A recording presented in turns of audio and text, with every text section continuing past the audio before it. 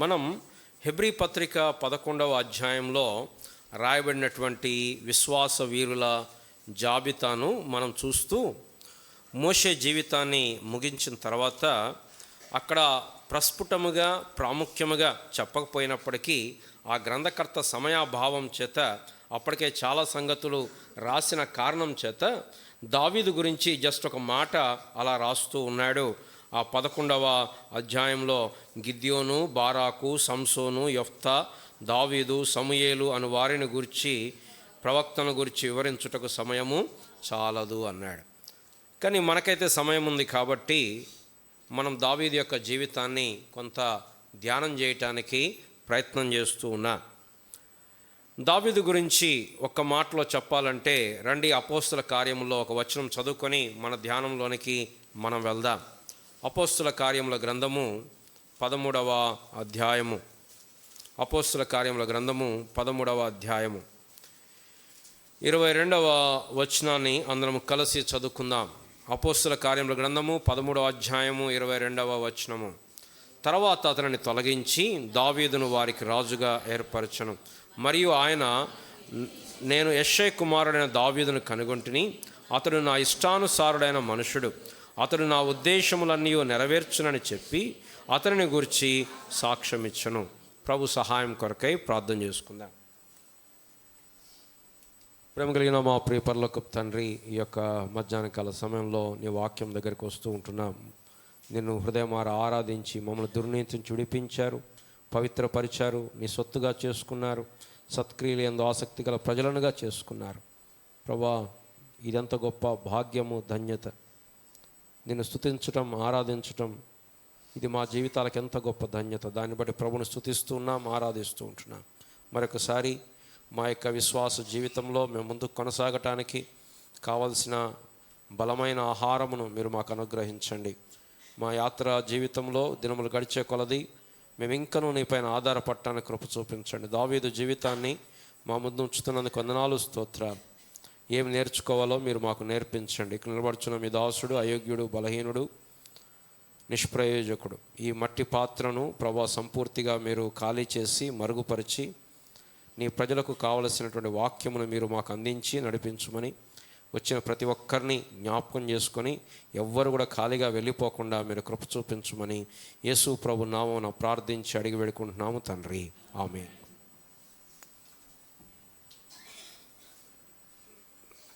బైబిల్లో మనం గత వారంలో చూసినట్టుగా దావీదు ఒక అద్భుతమైనటువంటి క్యారెక్టర్గా మనకు కనపడతాడు. బైబిల్లో చాలా ప్రస్ఫుటంగా ప్రముఖంగా కనపడిన వ్యక్తుల్లో ఒక వ్యక్తి దావీదు. 66 పుస్తకాలు బైబిల్లో ఉంటే దాదాపు 50 కంటే పైగా పుస్తకాల్లో దావీదు పేరు మనకు కనపడుతుంది. యేసు ప్రభువారి గురించి ఒక మాటలో చెప్పాలంటే ఆయన దావీదు కుమారుడు అని చెప్పి పిలువబడుతూ వచ్చాడు. యేసుక్రీస్తు ప్రభువారి యొక్క సువార్త నూతన నిబంధన కూడా అబ్రహాము కుమారుడైన, దావీదు కుమారుడైన యేసుక్రీస్తు వంశావళి అని కనపడుతుంది. యాజ్ ఎఫ్ ఇక దావీదుకి ఇమ్మీడియట్ కొడుకు యేసు ప్రభువారేమో అన్నట్లుగా పరిశుద్ధాత్మ దేవుడు మనకి రాసి పెట్టాడు. దాదాపు 1000 సార్లకు పైగా దావీదు పేరు బైబిల్లో మనకి కనపడుతుంది. బైబిల్లో ఎక్కువగా కనపడే పేరు యేసుక్రీస్తు ప్రభువారు. దాని తర్వాత ఎక్కువగా కనపడినటువంటి పేరు దావీదు. ఈయన జీవితం చాలా విపులంగా, చాలా డీటెయిల్డ్గా రాయబడ్డది మన కొరకు. బహుశా ఇంత విపులంగా ఎవరి జీవితం కూడా రాయబడలేదేమో. అబ్రహాము జీవితం దాదాపు ఒక 12 నుండి 21, 22 వరకు రాయబడుతూ వచ్చింది. Maybe 10-11 chapters, not more than that. Moshe జీవితం డీటెయిల్డ్గా రాయబడలేదు, బట్ ఆయన రాసిన రచనల్లో ఆయన పరిచర్య మనకు కనపడుతుంది. కానీ వ్యక్తిగతంగా చాలా సంగతులు మన కొరకు పరిశుద్ధాత్మ దేవుడు ఈయన జీవితం చూడండి అని మన కొరకు రాసి పెడుతూ వచ్చాడు. అదే సమయంలో పరిశుద్ధాత్మ దేవుడు ఆయన బలహీనతలు, ఆయన పతనములు, ఆయన యొక్క నిజమైన స్థితి మన ముందు ఉంచాడు. దేవుడేమి మసిబూసి మారేడికాయ చేసినట్టుగా ఆయన అంత గొప్పవాడు అని చూపించలేదు. ఎంత దేవుణ్ణి ప్రేమించాడో చూపించాడు, ఎంత దారుణంగా తప్పిపోయాడో కూడా చూపిస్తూ వచ్చాడు. అంటే దాన్ని తప్పిపోయాడు కాబట్టి మనం కూడా తప్పిపోదాం, ఆయన కంటే మేము మంచోళ్ళం అనుకుంటే మనంత దౌర్భాగ్యులు ఉండరు. అసలు బైబిల్ నేర్చుకోవడానికే మనం అది సరైనటువంటి పద్ధతి కాదు. అక్కడ రాయబడింది మనకు బుద్ధి కలుగుటకై రాయబడుతూ వచ్చింది అని దేవుని యొక్క వాక్యంలో చెప్తా ఉన్నాడు. కనుక దావీదు జీవితంలోంచి మనం నేర్చుకునేటువంటి ఒక్కటే పాఠం ఈరోజు వర్తమానంలో ఏంటంటే విశ్వాసము. గత వారంలో మీకు 7 అంశాల అవుట్లైన్ నేను మీకు చెప్పానని నాకు గుర్తుంది. మొట్టమొదట దావీదు యొక్క విశ్వాస జీవితాన్ని చూస్తే దావీదు దేవుని కార్యమందు విశ్వాసం ఉంచాడు. ఏంటి దేవుని కార్యం? సిలువలో ఆయన మన కొరకు ప్రాణం పెట్టాడు. కానీ దావీదు పాప క్షమాపణను అత్యున్నతమైన ఆశీర్వాదంగా ఎంచాడు. కీర్తన 32లో రాస్తాడు, ఎవని అతిక్రమములు పరిహరించబడెనో, యెహోవా చేత నిర్దోషి అని ఎవడు ఎంచబడెనో వాడు ధన్యుడు అంటున్నాడు. దావీదును అడుగుదాం, ధన్యత అంటే ఏంటి దావీదు గారు అంటే, సింహాసనం నాలాగా గొర్రెల కాపరిగా ఉండి రాజయ్యానే, అంతకంటే ధన్యత ఏంటండి అనట్లేదు. నేను చాలా యంగ్ వయసులో రాజయ్యానండి, అంతకంటే ధన్యత ఏంటి అనట్లేదు. తన జీవితంలో ఎరిగింది ఏంటంటే పాప క్షమాపణ. బహుశా దేవుణ్ణి బాగా అర్థం చేసుకున్న వ్యక్తి దావీదు అనిపిస్తుంది. అందుకోసం తను పాపం చేసి పడిపోయినప్పుడు, మరలా తప్పిపోయినప్పుడు రాసిన కీర్తన 51లో, దేవా నీవు బలిని కోరువాడవు కావు, కోరిన ఎడలనే నీకు అర్పించుదును, దహన బలు నీకు ఇష్టమైనవి కావు, విరిగి నలిగిన హృదయమును నువ్వు అక్షము పెడతావు అని రాస్తూ వచ్చాడు. అంటే దావీదు వెంటనే పాత నిబంధనలో దేవుడు చెప్పాడు కదా, బలి అర్పించాలి కదా పాపం చేయగానే, రండి నేను కావాలంటే 100 అర్పిస్తాను, 200 అర్పిస్తాను, 1000 అర్పిస్తాను అనట్లేదు దావీదు. దేవుడు చెప్పాడు బలి అర్పించమన్నాడు, కానీ బలి అర్పించేస్తాను అయిపోద్ది అనట్లేదు. ప్రభువా నన్ను క్షమించు, నీ హిస్సోపుతో నన్ను కడుగు, నా హృదయమును శుద్ధిపరచు, నా అంతరంగం ముందు స్థిరమైన హృదయం నాకు కలుగజేయి, నా దోషమును పోవునట్లు నన్ను బాగుగా కడుగుము. ఏదో ఆచారాలకి బయట ఒక బలి అర్పించేసి నా పాపం పోయింది అని చెప్పి అనట్లేదు దావీదు. కానీ దావీదు దేవుని బాగా అర్థం చేసుకున్నాడు అనిపిస్తుంది. ఆ యొక్క దావీదు జనసంఖ్యను లెక్కబెట్టి తప్పు చేస్తే కూడా దేవుడు 3 ఆప్షన్స్ పెట్టాడు. ఒకటి, నీ శత్రువుల ఎదుట నుండి 3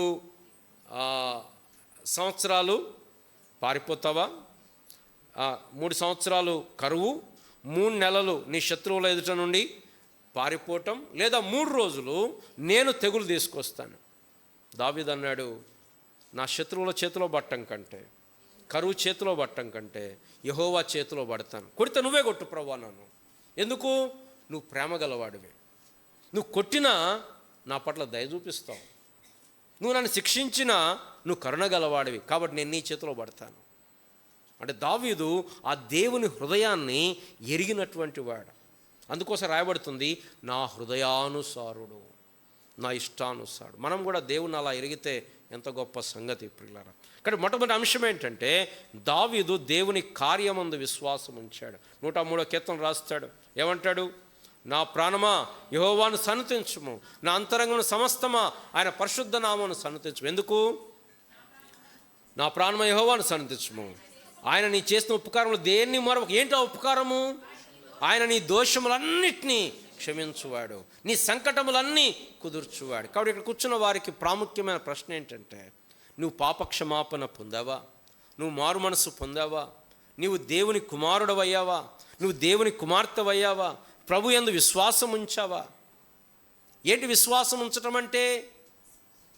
ఆయన మన పాపముల కొరకు ఆయన బలి అయ్యాడు. మన పాపపు స్థితిని చూచి మనం పాపములోనే ఉంటే నరకానికి వెళ్తామని, దేవునికి దూరంగా మనం ఉండడం ఇష్టం లేక దేవుడు నరరూపి అయి మనుష్య రూపి అయి మన కొరకు కలువరి సిలువలో 2000 సంవత్సరాల క్రితం ఆయన బలి అయ్యాడు. ఎందుకు అంటే మన పాపము యొక్క శిక్ష నుండి మనల్ని విడిపించటానికి. అది రక్షణ. ఎవరైతే విశ్వాసం ఉంచుతారో వారు ఈ పాపము యొక్క శిక్ష నుండి తప్పించబడతారు. యేసు ప్రభుని నమ్ముకుంటే రోగాలు పోతాయనో, యేసు ప్రభుని నమ్ముకుంటే డబ్బులు లేకపోతే కాలం కలిసి వస్తుందనో, ప్రమోషన్ వస్తుందనో, వస్తాయేమో. దేవుడు ఇస్తాడు, ఉన్నది కూడా తీసేస్తాడు. ఈ మధ్య బాగా ట్రెండ్ అవుతుంది కదా, నీవేమైనా చేయగలవు. ఇక ప్రపంచంలో ఇంక క్రైస్తవ తెలుగు ప్రపంచంలో ఇంకో పాట లేదు అన్నట్లుగా మరి అది పాడుతూ వచ్చారు. మంచిదే, ఏమైనా చేస్తాడు దేవుడు. యోబులాగా ఒకే రోజు 10 మంది పిల్లలను తీసేస్తాడు, చేయలేదా? యోబును ఒక్కరోజే 10 మంది పిల్లలను తీసేశాడు. ఒక్కరోజే తన యొక్క ఆస్తి అంతా తీసేశాడు, ఒక్కరోజే తన ఆరోగ్యం అంతా తీసేశాడు. కాబట్టి దేవుడు అలానే చేస్తాడు అనుకోవడానికి ఏం లేదు, ఇలా కూడా చేస్తాడు, ఆయన ఇష్టం. కాబట్టి దేవుడు ఆయన సంపూర్ణముగా మనకు వచ్చిన కారణం ఏంటంటే మన రక్షణ, మన ఆత్మ రక్షణ.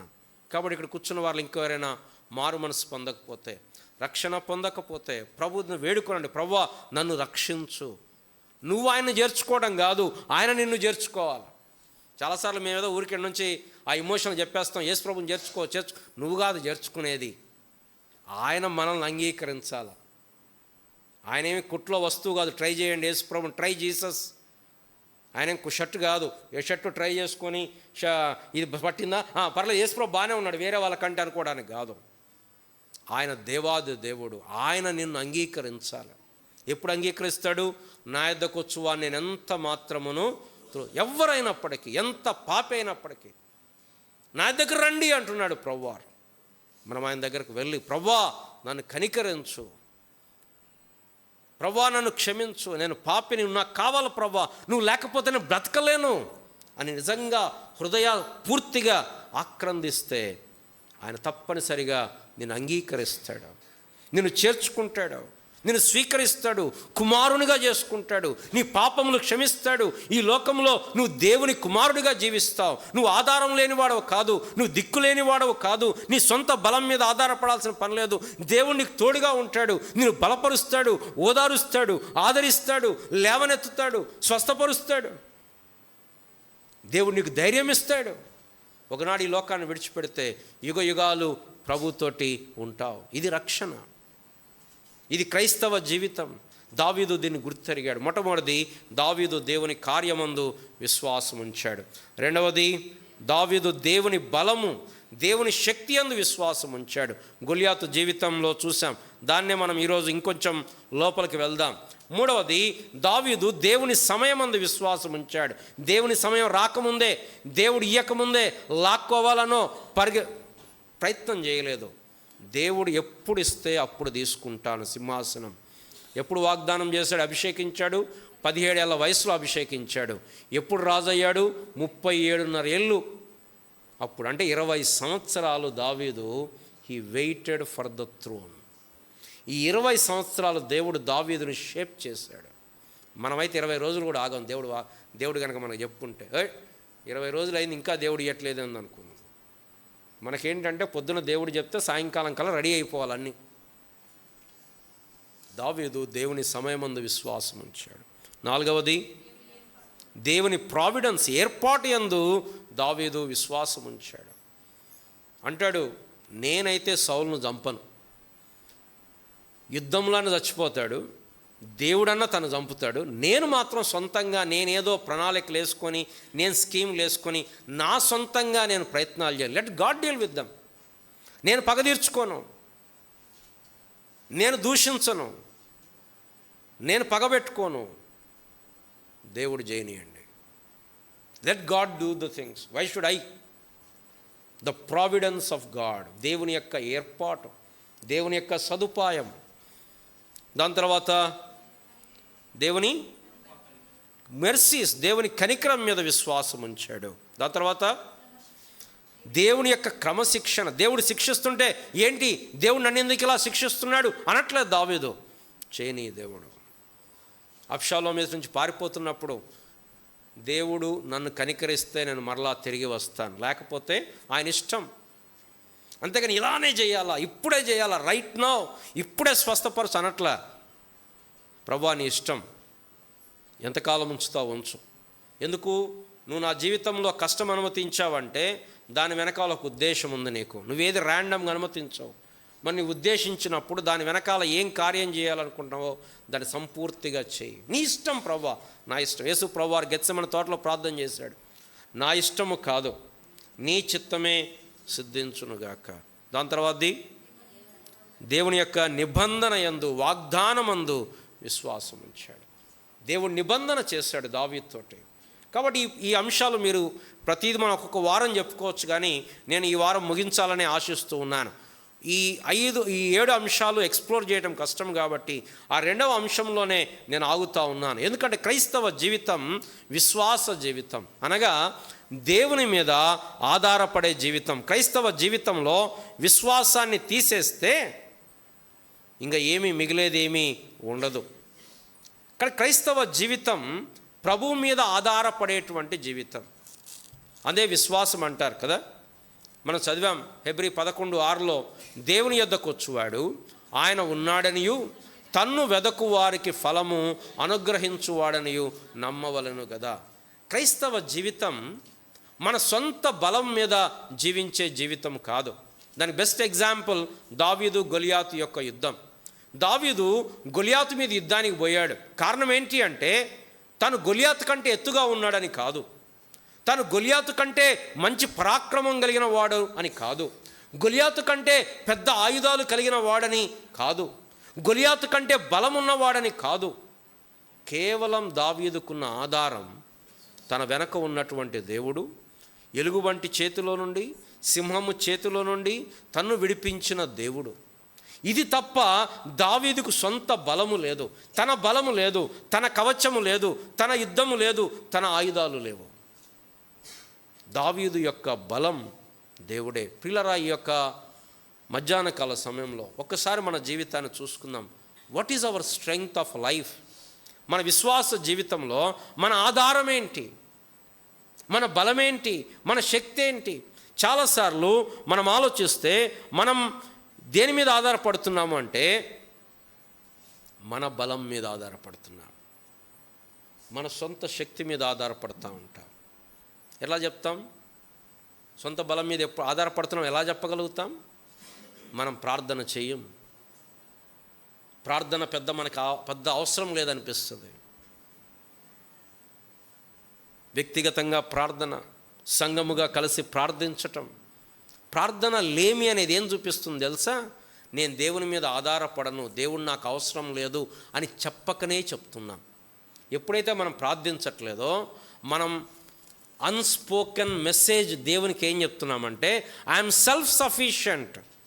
ప్రభా, నాకేదో కష్టం వస్తే నష్టం వస్తే నీ దగ్గరకు వస్తా, అది రానంత వరకు నేను చూసుకుంటా ప్రభా, నువ్వు పక్కన ఉండలే అని చెప్తున్నాను.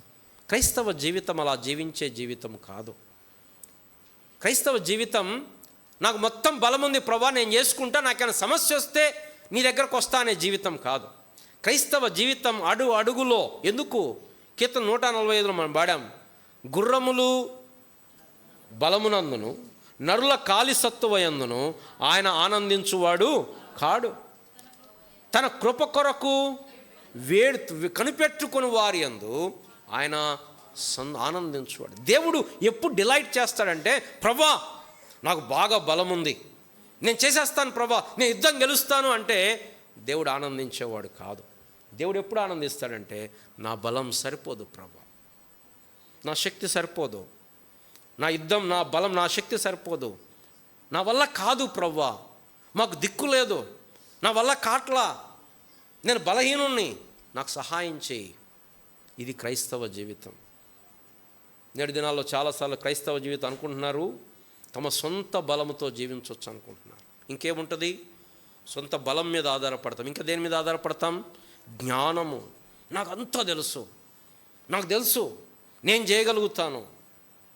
దేవుని వాక్యం ఏం చెప్తుంది, దేవుడు ఏం చెప్తున్నాడు, ఇవన్నీ నాకు సంబంధం లేదు, నాకేమనిపిస్తే అది నేను చేస్తాను. చాలామంది అలా జీవిస్తున్నారు. ఇంకా కొంతమంది డబ్బు మీద ఆధారపడతారు. కొంతమంది కాదు, చాలామంది డబ్బు. ఇంకా ఏమనుకుంటారంటే డబ్బు ఉంటే దేవుని సేవ చేయొచ్చు అనుకుంటారు. అందుకోసం కొంతమంది డబ్బు అంటుంటారు. డబ్బుతో చేసేది దేవుని సేవ కాదు. దేవుని సేవ అయినా క్రైస్తవ జీవితమైనా దినము మనం జీరో అయిపోయి నా వల్ల కాదు, యుద్ధ దినమునకు గుర్రములను సిద్ధపరచుట కద్దు, కానీ రక్షణ యెహోవా అధీనము. దేవుని మీద ఆధారపడటం, డబ్బు మీద ఆధారపడే వాళ్ళం. మన క్రైస్తవ జీవితంలో కూడా ఒక్కోసారి ఏం చేస్తాం, మనం డబ్బు మీద ఆధారపడతాం. అందుకోసం మనం దేవునికి ఇవ్వాల్సిన భాగం ఇయ్యం. దశం భాగమే అని కాదు, దేవునికి ఒక భాగం మనం పెట్టుకోవాలి. ఆ భాగం ప్రతి నెల క్రమంగా దేవునికి ఇవ్వాలి. నెల వారము ఎట్లనో అంటే ఏం చెప్తున్నాం? మన భాగం దేవునికి ఇవ్వటం ద్వారా, ప్రభువా ఇది నువ్విచ్చిందే నేను నీకు ఇస్తున్నా, నేను బ్రతికేది నా జీతం మీద కాదు, నీ కృప మీద నేను బ్రతుకుతున్నా, నువ్వు నాకు ఇస్తే తప్ప నేను బ్రతకలేను. ఇవ్వకపోతే మనం ఏం చెప్తున్నాం? నాది నాకు కావాలా ప్రభువా, ఇది కాదు ఇంకొంచెం ఎక్కువ ఇచ్చినా నాకు కావాలా, నువ్వు ఎంతైనా ఇయ్యి నేను వాడుకుంటా అని చెప్తున్నావు. డబ్బు మీద ఆధారపడటం, దేవుని మీద ఆధారపడకుండా ఆ ధనవంతుడైనటువంటి వెర్రివాడు ఏమనుకున్నాడు? నా ప్రాణమా తినుము త్రాగుము సుఖించుము, విస్తారమైన ఆస్తి నీ కొరకు సమకూర్చబడి ఉన్నది, నేనేం చేస్తాను? నా కొట్లు విప్పి కొత్తవి కట్టించుకుంటాను. దాంట్లో తప్పేం లేదు. కానీ అక్కడ ఎవరు లేరు? దేవుడు లేడు. కాబట్టి మన ఆదాయంలో, మన సమయంలో, మన ఆరోగ్యంలో దేవుని భాగం ఫస్ట్. ప్రభువా ఇదిగో నేను నీకు ఇస్తాను కదా. భక్తులు ఏం చేశారు? శ్రేష్టమైనది ఇచ్చారు. హేబేలు తన మందలో తొలిచూలు పుట్టిన వాటిలో కొవ్విన వాటిని బెస్ట్ ఇవ్వాలి దేవునికి. సమయమా? ఎప్పుడు మనం ఫ్రెష్గా ఉంటాం అప్పుడు బైబిల్ చదువుకొని కూర్చుందాం, దేవుని దగ్గర ప్రార్థన చేసుకుందాం. ఆరోగ్యమా? ఎప్పుడు మనం మంచి ఆరోగ్యం అప్పుడు ప్రభువుని సేవ చేద్దాం. కొంతమంది ఏమంటారు? ఆ వయసు వచ్చిన తర్వాత, లేకపోతే ఎప్పుడు బైబిల్ చదువుకొని ప్రార్థన చేసుకునేది రోజు మొత్తం మన కోసం వాడుకొని రాత్రి నిద్ర వస్తుంటుంది, కళ్ళు మూతలు పడుతుంటాయి, అప్పుడు లైట్ బంద్ చేసి అప్పుడు ప్రార్థన చేద్దామంటే ఏమవుతుంది? నిద్ర వస్తుంది. ఎప్పుడు మనం అంటే నేనేం చెప్తున్నా అంటే ప్రభు మీద ఆధారపడే జీవితం అంటే ఆయనను ఘనపరిచేటువంటి జీవితం. ఏం చెప్తున్నాను నేను? కొంతమంది డబ్బు మీద ఆధారపడతారు, కొంతమంది బలం మీద ఆధారపడతారు, కొంతమంది అధికారం మీద ఆధారపడతారు, కొంతమంది తమ నైపుణ్యం మీద, తమ తలాంతుల మీద ఆధారపడతారు, కొంతమంది తమ యొక్క శక్తి, తమ బలం మీద ఆధారపడ, కొంతమంది తమ ఆలోచనలు. యాకోబు ఏం చేశాడు? తన ఆలోచన ఎట్లా ఆశీర్వాదం పొందాలి, ఎట్లా మరి దేవుని మార్గం వద్దు. అన్నను మాయ చేశాడు, చిక్కుడుగా కోరిచ్చి ఆశీర్వాదం కొనుక్కున్నాడు. మీకు తెలుసు కదా, అందుకోసం నేను మళ్ళీ స్టోరీ చెప్పట్లా. యాక్చువల్ నేను స్టోరీస్ బాగా చెప్తాను, కానీ ఇప్పుడు మనకు ఎక్కువ టైం దానికి వద్దనుకుంటున్నాం. దాని తర్వాత యాకోబు వేషం వేసుకొని ఆ కయ్యను క్షమించండి ఏశావు యొక్క ఆశీర్వాదాలు దొంగిలి ఇచ్చాడు. ఒక్కడే చేతికర్ర పట్టుకున్నాడు, వెళ్ళాడు. అక్కడ 2 భార్యలు, 2 దాసీలు, 11 మంది పిల్లలు. ఇవన్నీ అలా తన సొంత ప్లాన్, తన ప్లాన్, నేను నా ఆలోచన, అది దేవుని మీద ఆధారపడింది కాదు. అందుకోసమే అప్పుడు రాత్రి పట్టుకొని ప్రభుని అన్నాడు, ప్రభువా నువ్వు నన్ను ఆశీర్వదిస్తేనే కానీ నేను నిన్ను పోనీయను. మన యొక్క బలము, మన శక్తి, డబ్బు, ఆరోగ్యము, లేదా ఇంకా ఏం చెప్పొచ్చు, అధికారము, నైపుణ్యము, మన బలము. ప్రియులారా, గతంలో కూడా గత వారంలో చెప్పాను, మన శక్తి మీద ఆధారపడటం క్రైస్తవ జీవితం కాదు. అబ్రహాము జీవితంలో దేవుడు వాగ్దానం చేశాడు 75 ఏళ్ల వయసులో, ఏమని? నేను నీకు సంతానం ఇస్తానని. 76 ఇలా, 77, 78, 79, 80, 85 ఇవట్లా. అబ్రహాము ఆలోచించుంటాడు, ముసలోడిని అయిపోతున్నా, ఇంకా ఎక్కువ రోజులు అయితే పిల్లలు పుట్టరు కదా, కాబట్టి ఏం చేద్దాం? హాగర్ను, ఈ లోపల భార్య అన్నది హాగర్ను పెళ్లి చేసుకో అన్నది. అంటే ఇప్పుడు అబ్రహాం కాన్సెప్ట్ ఏంటి? నాకు బలం ఉంది, నాకు శక్తి ఉంది, నేను పిల్లల్ని పుట్టించగలుగుతాను. పెళ్లి చేసుకున్నాడు. మనం కనుక దేవుని ప్లేస్లో ఉంటే పిల్లలు పుట్టకుండా చేద్దాం, నా మాట వినకుండా చేసుకున్నామని. కానీ దేవుడు దయగలవాడు, కాబట్టి ఏం చేశాడు? దేవుడు సంతానం ఇచ్చాడు. కానీ దేవుడు అన్నాడు, ఇది వాగ్దానము వలన కలిగింది కాదు. అంటే అబ్రహాము దేవుని మీద ఆధారపడకుండా తన సొంత శక్తి, తన సొంత బలం, తన శరీర బలము చేత ఎవరిని పుట్టించాడు? ఇష్మాయేలును. మన క్రైస్తవ జీవితంలో కూడా ప్రార్థించకుండా, అంటే ప్రార్థించడం అంటే మోకాలు లేసి ప్రభువా అని చెప్పడం కాదు, ఆ ఆధారపడటం. అంటే ఒక మాట చెప్తాను, నీ కష్టం వచ్చింది, నష్టం వచ్చింది, ఫస్ట్ ఏం చేస్తున్నావు నువ్వు? అసలు మనం ఏం చేస్తున్నాం? Are we are driving, is every situation driving us on to our knees? మన మోకాల మీదకి నడిపిస్తున్నాయా? ఎమ్మటే ప్రార్థన చేస్తున్నామా? ప్రభువా నాకు సహాయం అని కేకేస్తున్నామా? లేదా నేను ఎట్లా చేయాలని ఆలోచిస్తున్నామా? అబ్రహాము సరే దేవుడు ఇస్తే ఇచ్చా, తర్వాత పక్కన పెడదాం, దేవుడితో వద్దు ఇప్పుడు. నాయన పుట్టిస్తాను. ఎవరిని పుట్టించాడు?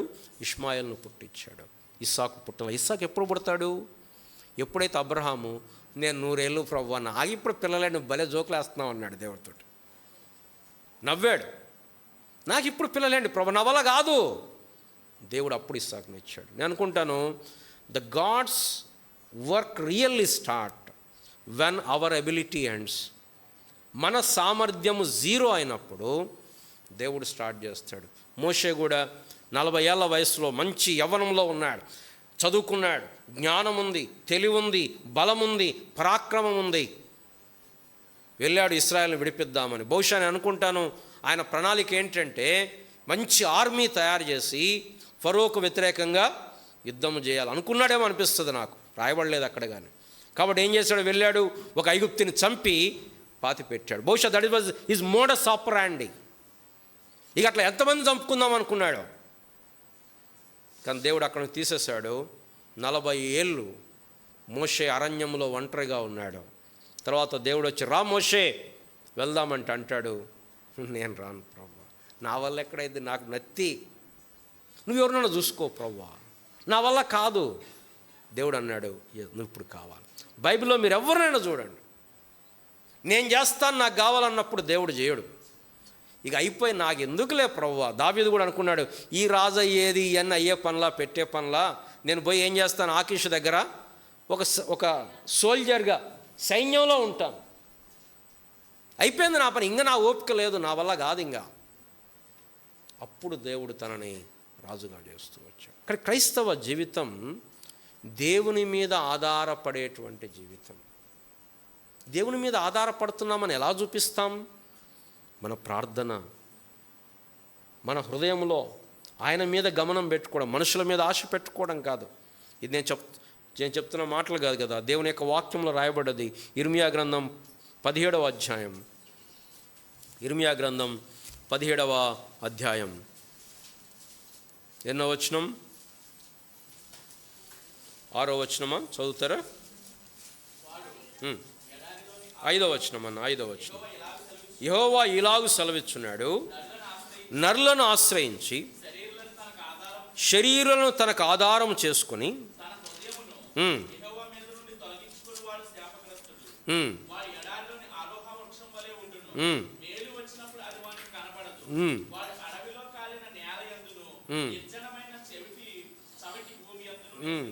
ఇక్కడ మొట్టమొదటిగా ప్రియుల చాలన అక్కడ మనం ఏం చూస్తున్నామంటే, ఎవరైతే దేవుణ్ణి ఆశ్రయించకుండా, మీరు తర్వాత ఇంటికి వెళ్ళి చదవచ్చు బైబిల్లో, ఆయన ఆశ్రయించను అంటే అర్థం ఏంటి?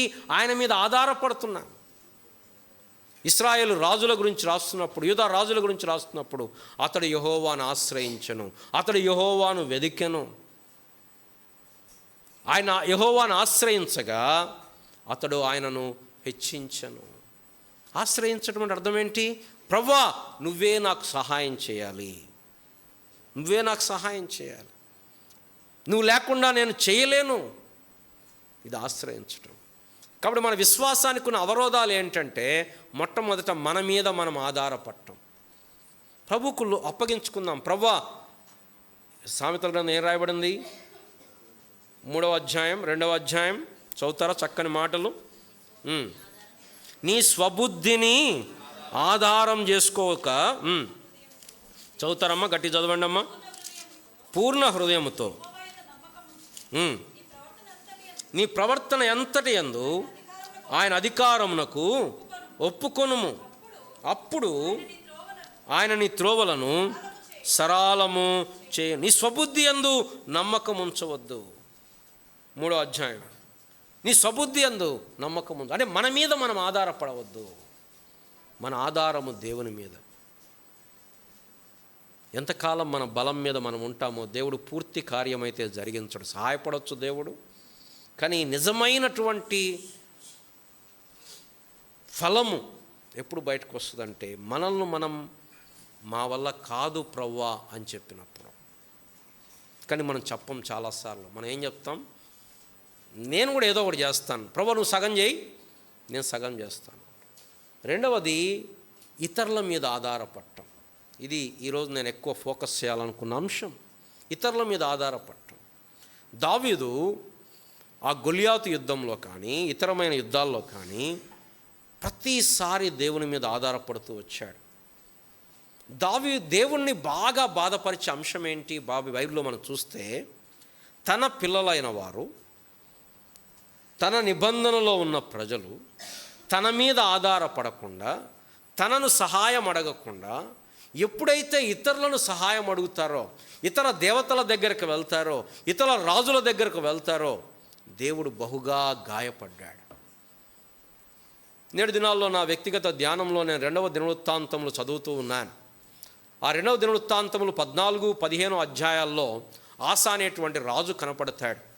ఈ ఆసా అనే రాజు చాలా అద్భుతమైనటువంటి రీతిలో దేవుణ్ణి ఆశ్రయించాడు. చూడండి, 2వ దినవృత్తాంతములు 14వ అధ్యాయము.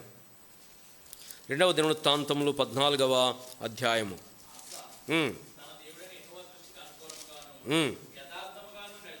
నడిచినవాడై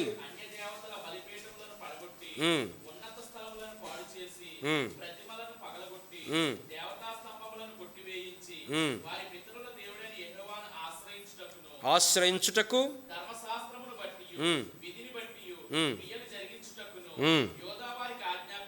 చాలనా. కాబట్టి అంత ఆస దేవుని వైపు తిరిగాడు, దేవునిని ఆశ్రయించాడు. ఒక యుద్ధం వచ్చింది. ఆ యుద్ధం వచ్చినప్పుడు ఆయన ఏం చేశాడు తెలుసా? రండి, అదే అధ్యాయంలో అమ్మా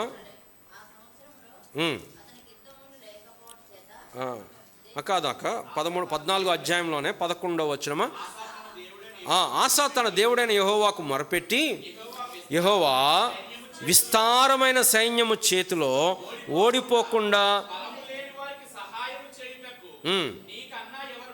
ప్రభు నువ్వు తప్ప ఎవరు చేస్తారు మాకు?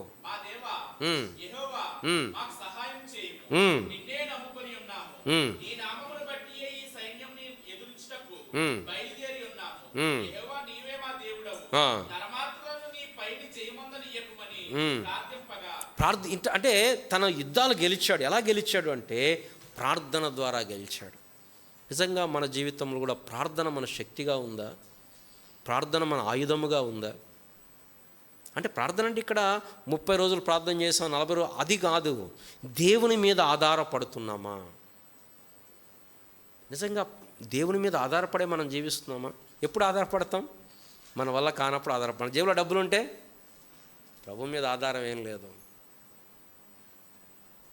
ప్రభు మీద ఆధారపడి ఈయన విజయాలు సాధించాడు. ఈయనక్కడే కాదు, యెహోషాపాతు రాజు కానీ, హిజ్కియా రాజు కానీ, రండి వాళ్ళ జీవితాలు చూస్తే 2వ దినవృత్తాంతములు కొంచెం ముందుకెళ్తే 20వ అధ్యాయంలో యెహోషువ ప్రార్థన చూడండి. ఎన్నో వచనం అన్నా? 12వ వచనమా?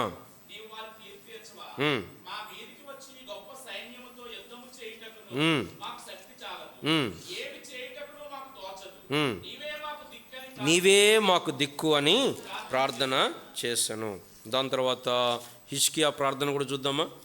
ఎక్కడుంది? కొంచెం ముందుకు రండి. హిజ్కియా 29-30వ అధ్యాయం.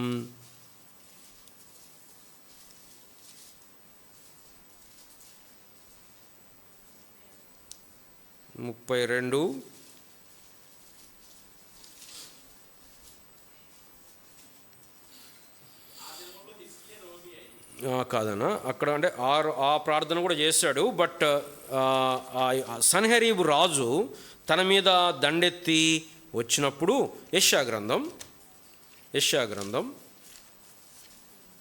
37వ అధ్యాయం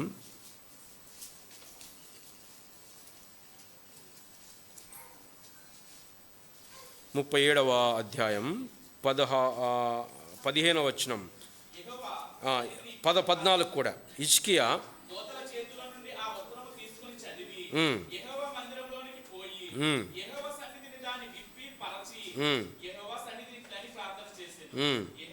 యెహోవా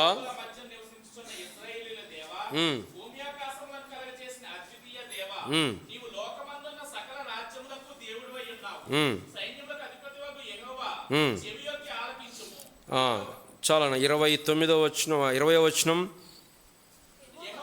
యెహోవా లోకమందున్న నీవే నిజముగా, నీవే అద్వితీయ దేవుడైన యెహోవాని సమస్త జనులను తెలుసుకున్నట్లు మమ్ము ఇది అంటే పాత నిబంధనలో దేవుని ప్రజలు, దేవుని రాజులు, అంటే దేవుని ప్రజల యొక్క రాజులు, వాళ్ళు యుద్ధం సాధించిన ప్రతి యుద్ధం వెనకాల ఏముందంటే దేవుడు ప్రార్థన, దేవుడు ప్రార్థన. దావీదు జీవితంలో కూడా చూడండి, దావీదు జీవితంలో మొదటి సమూయేలు గ్రంథం, మళ్ళీ అక్కడ 2వ దినవృత్తాంతాలు 15 దగ్గర ఉన్నాం, మనం అక్కడికి వస్తాం. మొదటి సమూయేలు గ్రంథం 23వ అధ్యాయం మొదటి 2 వచనాలు.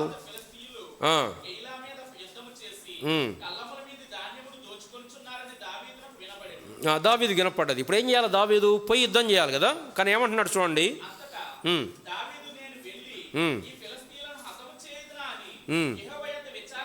యెహోవా యొద్ద విచారణ అంటే ఏంటి? ప్రార్థన చేస్తూ ఉన్నాడు. ప్రభువా నన్ను చేయమంటావా వద్దా అంటే, ఆ దినాల్లో దేవుడు ప్రవక్తల ద్వారా వారికి స్పెసిఫిక్గా మాట్లాడేవాడు, యుద్ధానికి వెళ్ళాలా వద్దా అని. ఇప్పుడు మళ్ళీ మనం అట్లా స్పెసిఫిక్గా ప్రతిరోజు అట్లా చెప్పడానికి లేదు. అయితే ప్రార్థన చూడండి, మళ్ళా ఏమైంది? కైలా వాళ్ళని కాపాడాడు. కైలా వాళ్ళు దావీదు అనుకున్నాడు కదా, నేను ఇంతగానం వాళ్ళని ఫిలిష్తీయుల చేతుల నుంచి కాపాడాను కాబట్టి వాళ్ళు నాకు నమ్మకంగా ఉంటారు, సౌలు వైపు తిరగకుండా నా వైపు ఉంటారు కానీ వీళ్ళు ఏం చేశారు తెలుసా? నమ్మక ద్రోహులు. సౌలు కబురు పెట్టారు, మా దగ్గర ఉన్నాడు, రా వచ్చి పట్టుకో అని. దావీదు నమ్మలేకపోయాడు. ప్రభువా ఏంటిది? చూడండి కిందకి 10వ వచనం లాస్ట్లో ఏమన్నాడు? 11వ వచనం, కైలా జనులు నన్ను అతని చేతికి అప్పగింతురా, నీ దాసునైన నాకు వినబడినట్లు సౌలు దిగివచ్చునా? ఇశ్రాయేళ్ల దేవా యెహోవా దయచేసి నీ దాసునైన నాకు దాన్ని తెలియజేయమని ప్రార్థించగా అతడు దిగివచ్చునని యెహోవా సెలవిచ్చను. కైలా జనులు నన్ను నా జనులను సౌలు చేతికి అప్పగించునా అంటే కొంచెం నమ్మట్లే దావీదు. ఇంత మేలు చేశాను కదా, వాళ్ళు ఎందుకు అప్పగిస్తారులే అనుకుంటున్నాడు. కానీ మనుషులు చేసిన మేలు మర్చిపోవడంలో మనం చాలా గొప్పవారేమి. అది మనుష్య స్వభావం. ఒకరితో ఏం మనం పోల్చడానికి ఏం లేదు. మనుష్య స్వభావమే కృతజ్ఞత లేని స్వభావం. నువ్వు 99 మేలు చేయి, అవన్నీ మర్చిపోతారు, ఒక్కడు మాత్రం గుర్తుపెట్టుకుంటారు, ఏది? నువ్వు చెయ్యింది. నువ్వు 99 చేయి, అవన్నీ నీటి మీద రాసిన, ఇసుక మీద రాసిన రాతలే.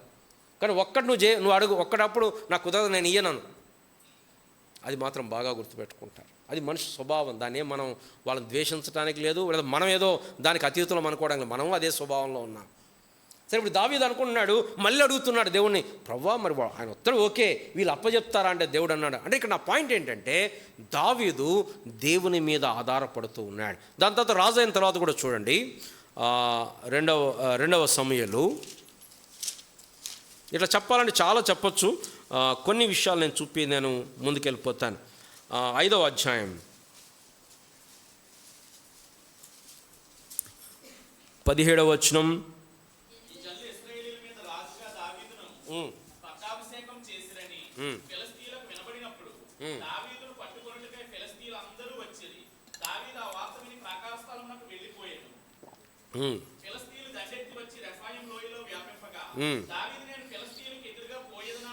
ఫిలిష్తీయులకు ఎదురుగా పోయేదనా, వారు నా చేతికి అప్పగించువా అని యెహోవా యొద్ద విచారించినప్పుడు. అంటే దేవుని దగ్గర విచారించాలి, ప్రార్థన చేసుకోవాలి, ప్రభువుని అడగాలి. ప్రభువా నీ చిత్తమేనా, నీ చిత్తమైతే నడిపించు అని అడగాలి, ప్రార్థన చేసుకోవాలి, ప్రభు మీద ఆధారపడాలి.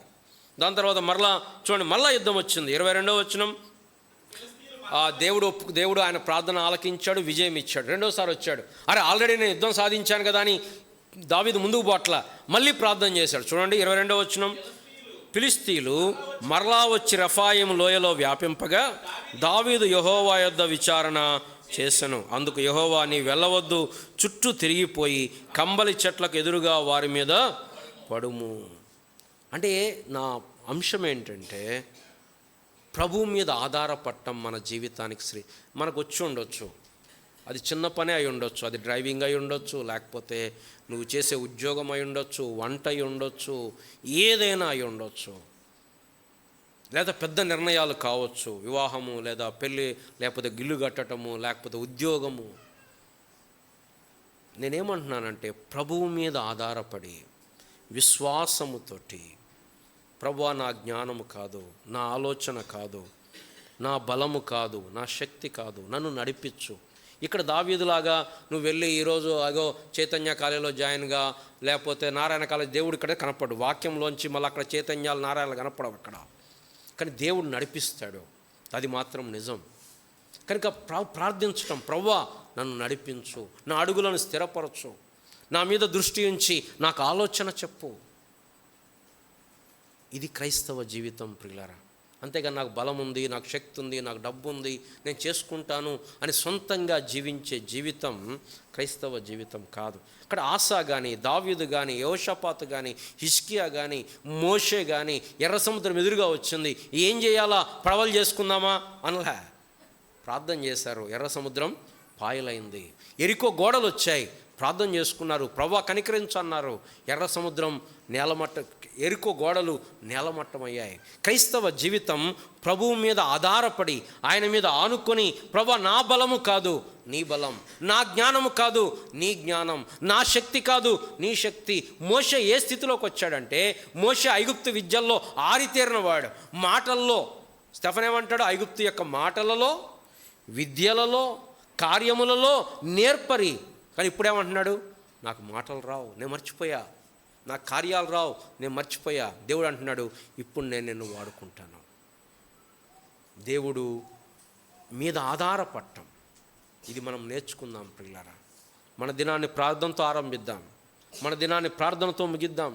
బయటకు వెళ్తున్నామా ప్రార్థన చేసుకుందాం, లోపలికి వచ్చామా ప్రార్థన చేసుకుందాం. అంటే ప్రార్థన అంటే ఏంటి, ఇక్కడ ఆచారము లేకపోతే రూల్ కాదు, ప్రభువు మీద ఆధారపడుతున్నాము అని చూపిస్తున్నాం. మందిరానికి రావటం ఏం చూపిస్తున్నాం, ప్రభువా నువ్వు కావాలి నాకు కదా. మన ఎంత అద్భుతంగా ఉంటుందో ఒకసారి ఆలోచించండి. మనం అందరం సమయానికి 10 అందరూ ఉంటే, 9:30 అందరూ ఉంటే ఎంత అద్భుతంగా ఉంటుంది. అది ప్రాక్టికల్ సాధ్యమయ్యేదేనా? ఎప్పుడు సాధ్యమైద్ది అంటారు, ఇంకో 10 సంవత్సరాలు సాధ్యమైద్ది అంటారా?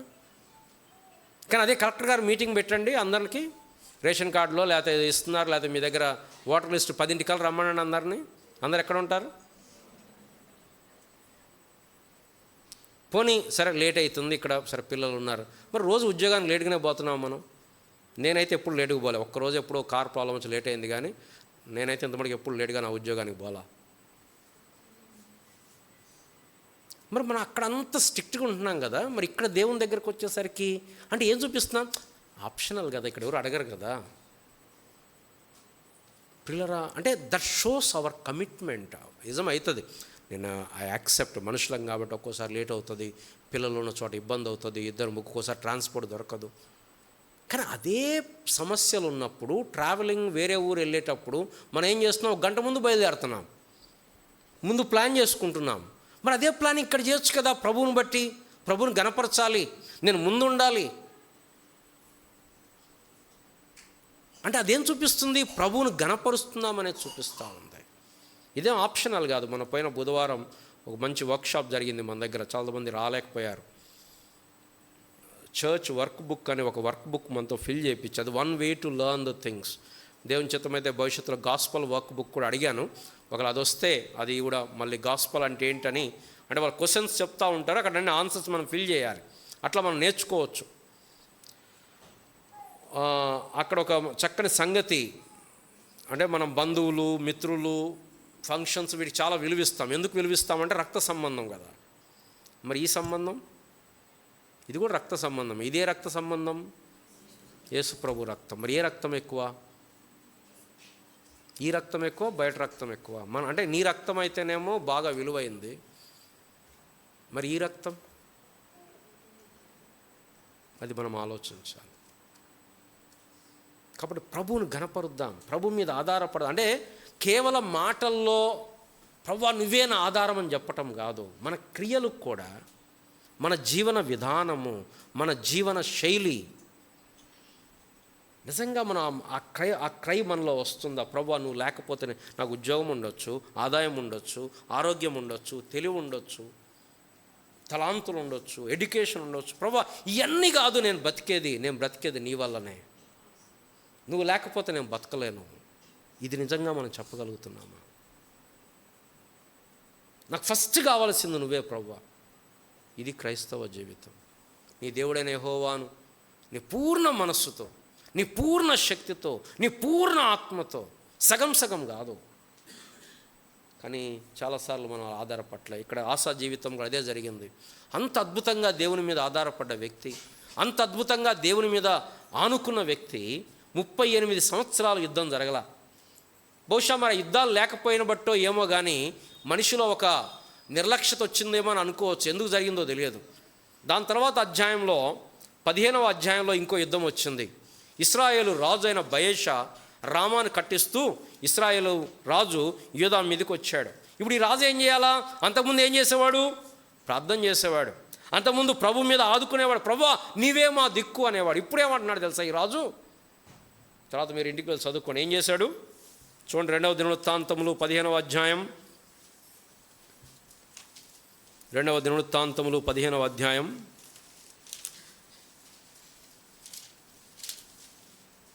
2వ వచనం. అమ్మా 16వ అధ్యాయం అనుకుంటున్నాను. ఆసా ఏలుబడి యందు 36వ సంవత్సరంన దండెత్తి బయలుదేరి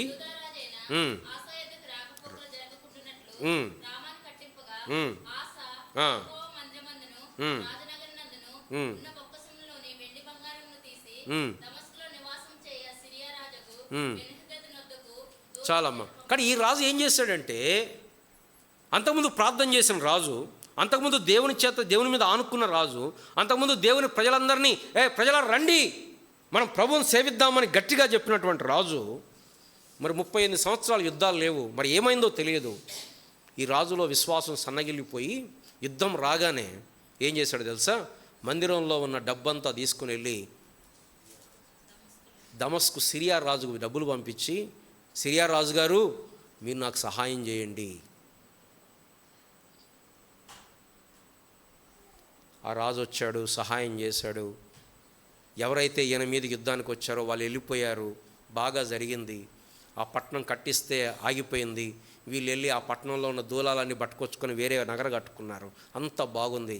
బహుశా ఆసానుకుంటాడు, అబ్బా నా వ్యూహం ఫలించింది, నేను అంత తెలివిగా ప్రవర్తించాను, టైంకి కాబట్టి జరిగింది అనుకుని ఉంటాడు. ఇప్పుడు దేవుడు తన ప్రవక్తను పంపించి అంటాడు, ఆసా దీర్ఘదర్శిన హనాని యూదారాజైన ఆసా యుద్ధకు వచ్చి అతనితో ఇలాగ ప్రకటించను, నీ దేవుడైన యెహోవా నమ్ముకొనక సిరియారాజు నమ్ముకొంటివే.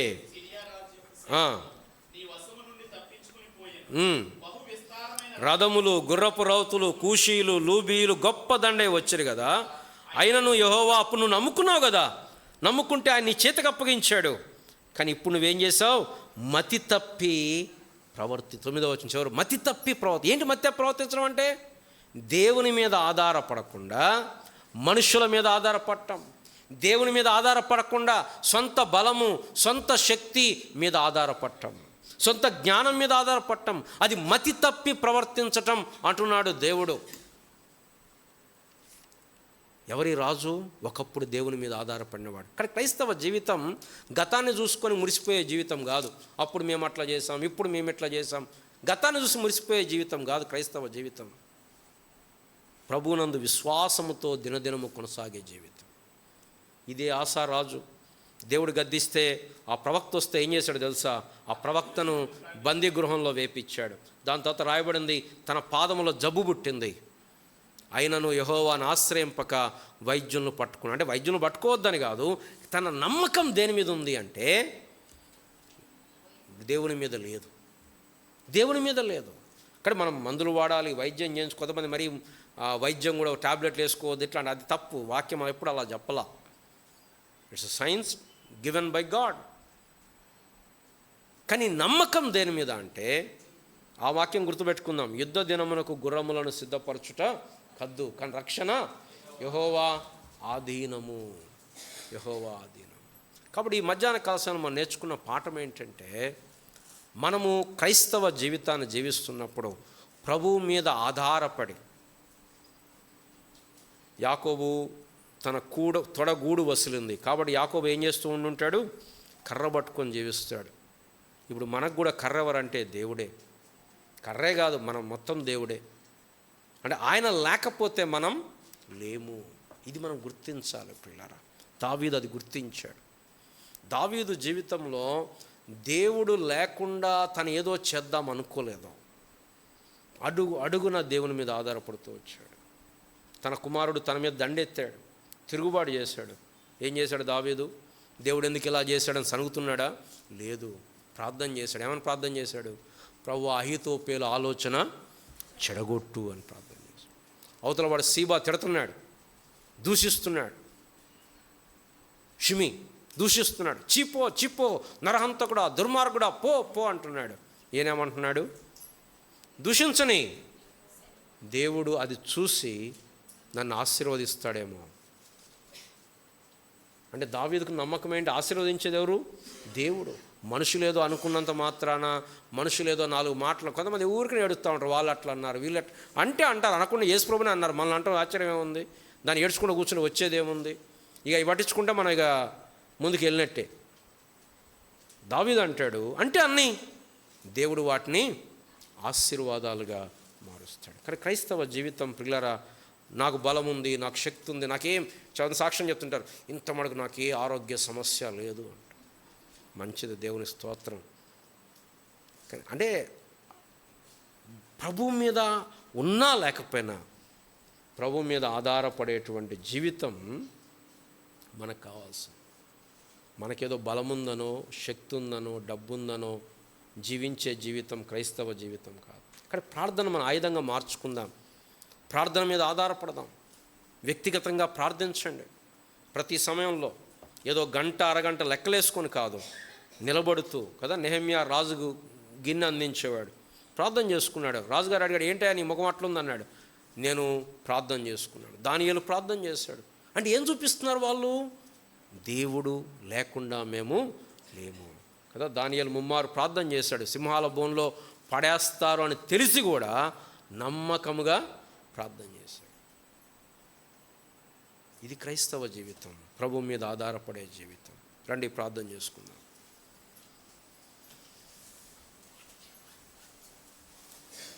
ప్రేమ కలిగిన మా ప్రియ పరలోకపు తండ్రి, ఈ మధ్యాహ్న కాల సమయంలో ఎంతో ప్రాముఖ్యమైన అంశాన్ని మేము చూసాం.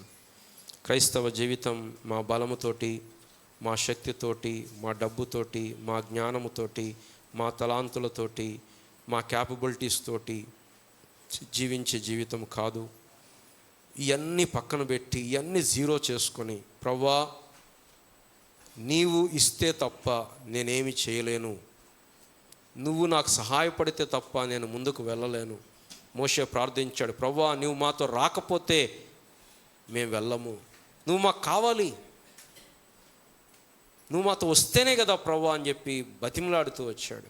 మా జీవితంలో కూడా ప్రభువా మేము కొన్నిసార్లు నీకంటే ముందుగా పరిగెడుతూ ఉంటాం. నీకేదో తెలియదని, నువ్వు ఈటంలో ఏదో ఆలస్యం చేస్తున్నావని, నీకేదో చేతగాట్లేదు, మేమేదో చేయాలా అని. How foolish we are. దయతో మమ్మల్ని క్షమించండి. నీవెంత ఘనుడవు ప్రభువా. నీ మీద ఆధారపడితే ఎంతటి వారినైనా నువ్వు వదిలిపెట్టేవాడవు కాదు. నిన్ను నమ్ముకున్న వారిని వదిలిపెట్టేవాడవు కాదు. ఇది విషయం మేము గుర్తెరగడానికి కృప చూపించు. మా జీవితంలో ప్రతి అడుగు అడుగున నీ పైన ఆధారపడటానికి సహాయం చేయండి ప్రభువా. కృప చూపించండి. మమ్మల్ని, మా ఆత్మీయ జీవితాన్ని బలపరచండి. నీ బలమే మా బలం, నీ శక్తే మా శక్తి. బలాధిక్యము మాది కాదు ప్రభువా. పౌలు గారు అన్నట్టుగా, పౌలు గారితో మీరు సెలవిచ్చారు, నా కృప నీకు చాలు, నీకు బలహీనతలు ఉన్నాయి, నీ బలహీనతలలో నా శక్తి పరిపూర్ణమగుచున్నది.